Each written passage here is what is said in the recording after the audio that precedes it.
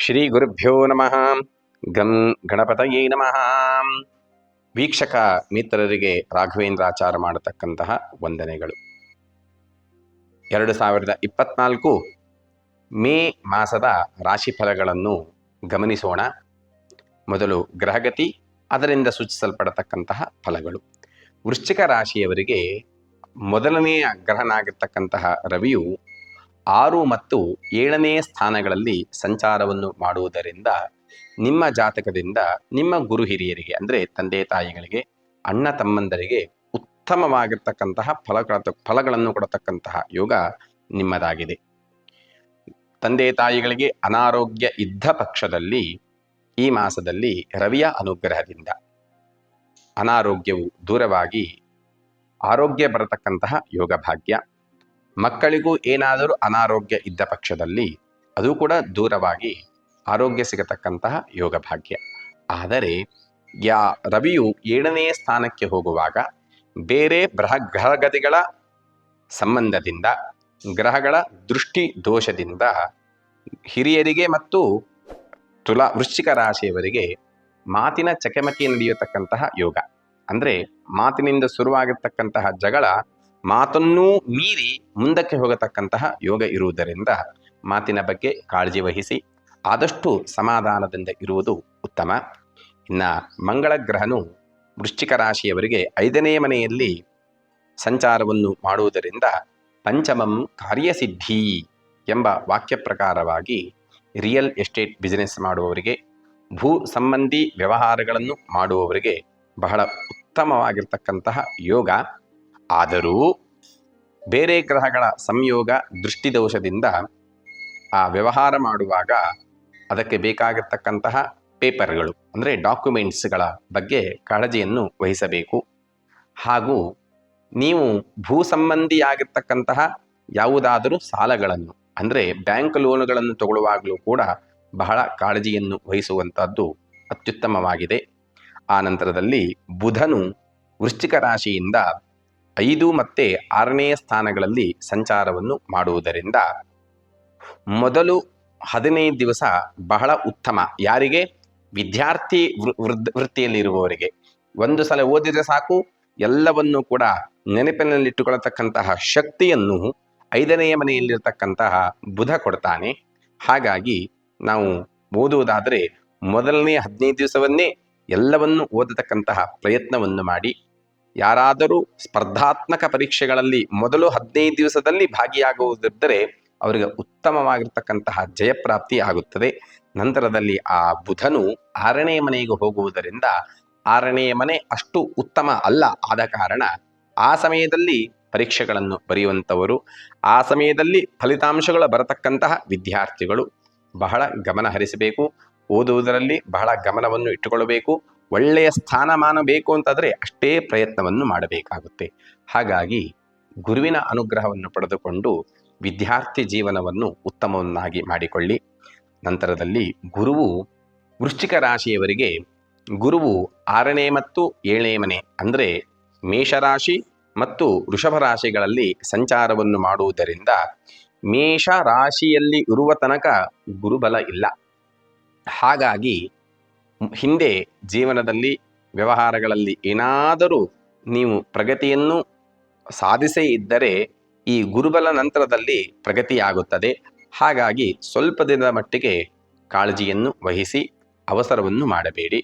ಹಾಗೂ ಗುರುಬಲ ಬಂದ ನಂತರ ಅಂದರೆ ಮೇ 15 ನಂತರದಲ್ಲಿ ಮಾಡುವ ಉದ್ಯೋಗ ವ್ಯವಹಾರ ಕ್ಷೇತ್ರದಲ್ಲಿ ಅಭಿವೃದ್ಧಿ, ಆದಾಯ, ಉತ್ತಮವಾಗಿರ್ತಕ್ಕಂತಹ ಆದಾಯದಿಂದ ಬರತಕ್ಕಂತಹ ಸುಖಗಳು, ಪ್ರಶಂಸೆ, ಮೇಲ್ ಅಧಿಕಾರಿ ವರ್ಗಗಳ ಕೃಪಾ ಕಟಾಕ್ಷಕ್ಕೆ ಒಳಗಾಗುತ್ತೀರಾ. ಬೇರೆ ಬೇರೆ ಉದ್ಯೋಗಗಳು ನಿಮ್ಮನ್ನು ಆರಿಸಿಕೊಂಡು ಬರುತ್ತದೆ. ಹಾಗಾಗಿ ಆ ನಂತರದ 15 ದಿವಸಗಳು ಉತ್ತಮವಾಗಿರ್ತಕ್ಕಂತಹ ಫಲಗಳನ್ನು ಗುರು ಕೊಡ್ತಾನೆ. ಆ ನಂತರದಲ್ಲಿ ವೃಶ್ಚಿಕ ರಾಶಿಯವರ ಶುಕ್ರ ಗ್ರಹನು 6ನೇ ಮನೆಯಲ್ಲಿ ಸಂಚಾರವನ್ನು ಮಾಡುವುದರಿಂದ ಶುಕ್ರಗ್ರಹನಿಂದ ಅಷ್ಟ ಐಶ್ವರ್ಯ ಅಂದರೆ ಸಾಂಸಾರಿಕ ಸುಖ, ಪ್ರೀತಿ, ವಾತ್ಸಲ್ಯ, ವಾಹನ ಸುಖ, ಆಭರಣ ಸುಖಗಳನ್ನು ನಾವು ನೋಡಬೇಕಾಗುತ್ತದೆ. ಹಾಗಾಗಿ 6ನೇ ಮನೆ ಸ್ಥಾನ ಅಷ್ಟು ಒಳ್ಳೆಯದ ಅಲ್ಲ. ಆದ್ದರಿಂದ ಸಾಂಸಾರಿಕ ಜೀವನದಲ್ಲಿ ಹೊಂದಾಣಿಕೆ ಕೊರತೆ, ಪ್ರೇಮ ಪ್ರೀತಿ ಎಂಬುವರಲ್ಲಿಯೂ ಕೂಡ ಹೊಂದಾಣಿಕೆ ಕೊರತೆ.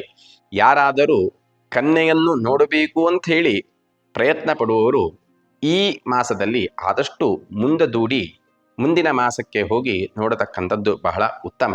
ಯಾಕಂದರೆ ಆಕರ್ಷಣಾ ಸಿದ್ಧಿ ಇಲ್ಲದೇ ಇರುವಾಗ ನಾವು ಯಾವ ಕನ್ಯೆಯನ್ನು ನೋಡಿದ್ರೂ ಕೂಡ ಇಷ್ಟ ಆಗುವುದಿಲ್ಲ.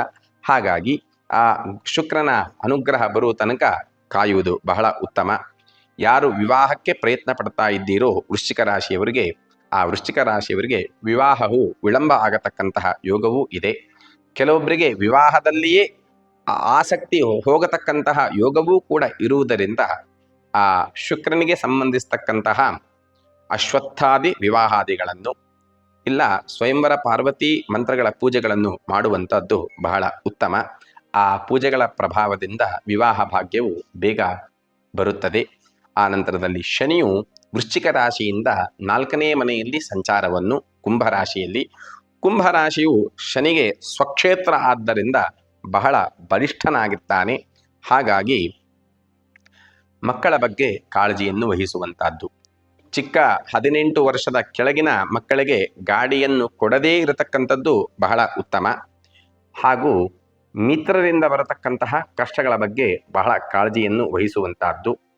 ಇದೇ ಮೊದಲಾದ ಕಷ್ಟಗಳನ್ನು ನಿವಾರಣೆಯನ್ನು ಮಾಡಿಕೊಳ್ಳಬೇಕಾದರೆ ಶನಿ ಕರ್ಮಾಧಿಪತಿ ಆದ್ದರಿಂದ ಕರ್ಮಗಳನ್ನು ತೊಡತಕ್ಕಂತಹ ಧರ್ಮಗಳನ್ನು ಮಾಡತಕ್ಕಂಥದ್ದು ನಿಮ್ಮದು ಕಾರ್ಯ ಬಹಳ ಉತ್ತಮವಾಗಿರಬೇಕು. ಹಾಗಾಗಿ ಪೂಜೆ, ದಾನ, ದಕ್ಷಿಣೆ, ಗೋ ಸಂಬಂಧಿ ಪೂಜೆಗಳನ್ನು ಮಾಡುವಂಥದ್ದು ಬಹಳ ಉತ್ತಮ. ಹಾಗೆ ರಾಹು 5ನೇ ಮನೆಯಲ್ಲಿ ವೃಶ್ಚಿಕ ರಾಶಿಯವರಿಗೆ, ಅದೇ ವೃಶ್ಚಿಕ ರಾಶಿಯವರಿಗೆ 11ನೇ ಮನೆಯಲ್ಲಿ ಕೇತು ಸಂಚಾರ ಆಗುವುದರಿಂದ ಕುಲದೇವರ ಅನಾನುಕೂಲತೆಯನ್ನು, ಕುಲದೇವರ ಕೋಪವನ್ನು ತೋರಿಸುತ್ತದೆ. ಹಾಗಾಗಿ ಈ ಕುಲದೇವರಿಂದ ಬರತಕ್ಕಂತಹ ಅನಿಷ್ಟಗಳ ನಿವಾರಣೆಗೋಸ್ಕರವಾಗಿ ಕುಲದೇವರಿಗೆ ಸಂಬಂಧಿಸಿರ್ತಕ್ಕಂತಹ ದೇವಸ್ಥಾನಗಳಿಗೆ ಹೋಗಿ ಬನ್ನಿ. ಷೇರು ಮಾರ್ಕೆಟು ವ್ಯವಹಾರ ಮಾಡುವವರು ಬಹಳ ಕಾಳಜಿಯನ್ನು ವಹಿಸಿ. ಹಾಕಿರ್ತಕ್ಕಂತಹ ಷೇರು ಹಾಕಿದಲ್ಲೇ ನಷ್ಟ ಹೊಂದತಕ್ಕಂತಹ ಯೋಗ ರಾಹುಗ್ರಹ ತೋರಿಸಿಕೊಡ್ತಾನೆ. ಇನ್ನು ಕೇತುವು ಮನೆಯಲ್ಲಿ ಕಿರಿಕಿರಿಗಳನ್ನು ತೋರಿಸಿಕೊಡ್ತಾನೆ. ನಿಮಗೆ ಇರತಕ್ಕಂತಹ ಕೀರ್ತಿ, ಇರತಕ್ಕಂತಹ ನಿಮ್ಮ ಯೋಗ ಭಾಗ್ಯಗಳನ್ನು ನಷ್ಟ ಮಾಡತಕ್ಕಂತಹ ಯೋಗವನ್ನು ಕೇತು ತೋರಿಸಿಕೊಡುವುದರಿಂದ ನಿಮಗೆ ಅಪಕೀರ್ತಿಗಳು ಬರತಕ್ಕಂತಹ ಸಂಭವತೆ ಇದೆ. ಹಾಗಾಗಿ ಅದರ ಬಗ್ಗೆ ಬಹಳ ಕಾಳಜಿಯನ್ನು ವಹಿಸಿ. ಇನ್ನು ಮೇ ಮಾಸದ ಒಳ್ಳೆಯ ಉತ್ತಮ ದಿನಾಂಕಗಳನ್ನು ನಾವು ನೋಡುವುದಾದರೆ ವೃಶ್ಚಿಕ ರಾಶಿಯವರಿಗೆ 5, 11, 16 ಹಾಗೂ 26 ಒಳ್ಳೆಯ ದಿವಸಗಳು. ಈ ದಿವಸಗಳಲ್ಲಿ ಉತ್ತಮ ಕಾರ್ಯಗಳನ್ನು ಆರಂಭ ಮಾಡಿ. ಇನ್ನು ಯಾವ ಉತ್ತಮ ಬಣ್ಣ ಅಂತ ನೋಡುವುದಾದರೆ ವೃಶ್ಚಿಕ ಅಧಿಪತಿಯಾಗಿರ್ತಕ್ಕಂತಹ ಕುಜನು ಕೆಂಪು ಬಣ್ಣವನ್ನು ಹಾಗೂ ಕಪ್ಪು ಬಣ್ಣವನ್ನು ಹಾಗೂ ನೀಲಿ ಬಣ್ಣವನ್ನು ತೋರಿಸಿಕೊಡ್ತಾನೆ. ಈ ಬಣ್ಣಗಳು ಉತ್ತಮವಾಗಿರುತ್ತದೆ.